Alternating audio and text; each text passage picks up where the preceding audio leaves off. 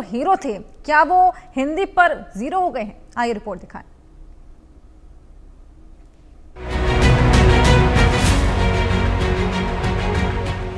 गुजरातमध्ये तुम्ही गुजराती असाल, पण महाराष्ट्रामध्ये सोडून द्या. गुजरातमध्ये तुम्ही गुजराती आहात आणि संपूर्ण देशामध्ये तुम्ही हिंदू आहात. बंगालमध्ये तुम्ही बंगाली असाल, पण हिंदुस्थानामध्ये तुम्ही हिंदू आहात. काम करोगे तो फिर हमारे से मतलब आज जो मान सम्मान तुम्हें मिल रहा है तो शिवसेना के नाम पर मिल रहा है, हिंदुत्व के लिए मिल रहा है, भगवा झंडा के लिए मिल रहा है। बाला साहब ठाकरे जो हिंदुत्व के हीरो थे, हिंदू हृदय सम्राट थे, हिंदू होने पर गर्व महसूस करते थे, गर्व से हिंदू हैं कहते थे, हिंदुस्तान को हिंदुओं का स्थान कहते थे। लेकिन उन्हीं बाला साहब के बेटे उद्धव और भतीजे राज ठाकरे ने उनकी विचारधारा को ताक पर रखकर हिंदी के खिलाफ लड़ाई छेड़कर हिंदी भाषा के खिलाफ मोर्चा खोल दिया। मराठी अस्मिता की आड़ लेकर हिंदी के खिलाफ विरोध का बिगुल बजा दिया। महाराष्ट्र में विवाद का नया चैप्टर खोल दिया। परम श्रद्धेय बाला साहब ठाकरे जिन्होंने पूरे भारत में हिंदुत्व का एक ज्वार खड़ा किया, उनका परिवार आज हिंदुत्व की एकजुटता के नाम पर नहीं, हिंदी विरोध के नाम पर एकजुट हुआ। हिंदी विरोध के नाम पर हो रही गुंडई पर, महाराष्ट्र में हिंदी बोलने पर हो रही पिटाई पर बीजेपी ने सवाल खड़े किए। उद्धव और राज ठाकरे को सवालों के कटघरे में खड़ा किया। हिंदी मराठी के नाम पर बांटने का आरोप लगाया तो बचाव में शिवसेना यूबीटी के नेता मराठी अस्मिता का दांव खेलने लगे, मराठी भाषा की आड़ लेने लगे। महाराष्ट्र में बहुत सारी भाषाएं बोली जाती है, हमारे राज्य में हम अपनी मातृभाषा का अपमान नहीं सहन करेंगे।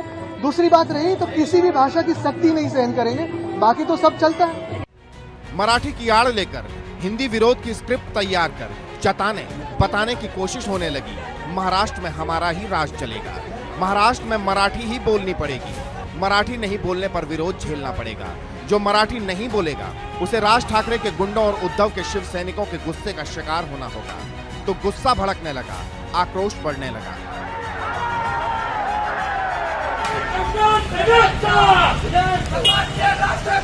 मैं नहीं बोलता हूँ मराठी, मुझे निकाल के दिखाओ कोई। मैं किसी भी नेता को खुला चैलेंज देता हूँ कि अगर तुम्हारे अंदर दम है तो मैं मराठी नहीं बोलता हूँ, महाराष्ट्र से निकाल के दिखाओ मुझे, रहता हूँ वहीं।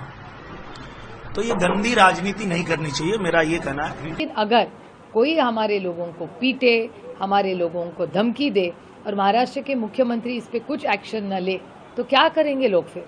कैसे लोगों को डर लग रहा है आज कि महाराष्ट्र के मुख्यमंत्री जिस राज्य के मुख्यमंत्री है, दूसरा कोई भी आके हमको धमकी देके चलेगा और महाराष्ट्र के मुख्यमंत्री कुछ नहीं कहेंगे। मार पिटाई करना, कानून अपने हाथ में लेना, ये बिल्कुल स्वीकार नहीं है। और मैं जिम्मेदार समझता हूं मुख्यमंत्री को, जो राजनीतिक लाभ के चलते कुछ लोगों को प्रोटेस्ट करवा रहे हैं, कुछ लोगों के प्रोटेस्ट को सपोर्ट कर रहे हैं, कुछ लोगों को मना कर रहे हैं। मराठी के नाम पर छिड़े सियासी संग्राम के बीच जब विपक्ष ने महाराष्ट्र के सीएम फडणवीस पर सवाल उठाए तो उनका जवाब भी फौरन आया।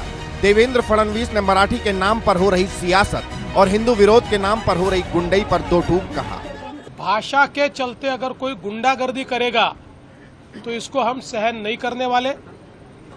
कोई अगर भाषा के आधार पर मारपीट करेगा तो यह सहन नहीं किया जाएगा। जिस प्रकार की घटना हुई है उसके ऊपर पुलिस ने एफआईआर भी किया और कार्रवाई भी की है, और आगे भी अगर कोई इस प्रकार से भाषा का विवाद करेगा तो उसके ऊपर कानूनन कार्रवाई होगी। महाराष्ट्र के मुख्यमंत्री ठाकरे ब्रदर्स को सीधी नसीहत दे रहे हैं, हिंदी विरोध के नाम पर हो रही गुंडई पर सख्त कार्रवाई की बात कर रहे हैं। लेकिन राज की गुंडागर्दी और उद्धव की हिंदी विरोध वाली सियासत को लेकर सवाल है कि क्या उद्धव और राज बाला साहेब की विचारधारा को भूल गए हैं? क्या वोट के खातिर ठाकरे ब्रदर्स हिंदू और हिंदुत्व की राह से भटक गए हैं?